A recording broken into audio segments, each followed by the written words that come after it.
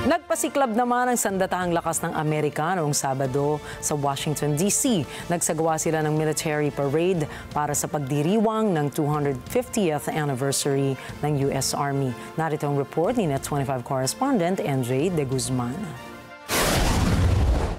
Kasabay ng ika-79 na kaarawan ni Pangulong Donald Trump, isinagawa ang isang paradang militar sa kabisera ng bansa upang gunitain ang ika-250 anibersaryo ng US Army. Idinisplay sa parada ang giting ng United States Military noong Sabado, 4 ng Hunyo. Nagmartsa ang mga sundalo, suot ang makasaysayang mga uniforme kasabay ng mga sasakyang militar na nagpamalas ng ebolusyon ng sandatahang lakas ng US Army mula giyera ng rebolusyon hanggang sa hinaharap.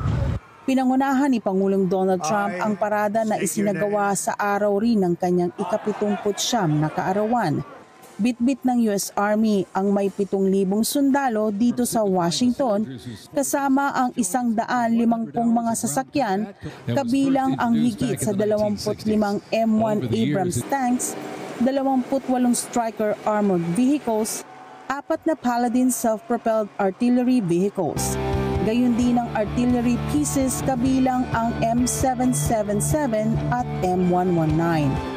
Ang parada ay sinabayan naman ng daan-daang protesta sa iba't ibang lungsod sa bansa laban sa Administrasyong Trump.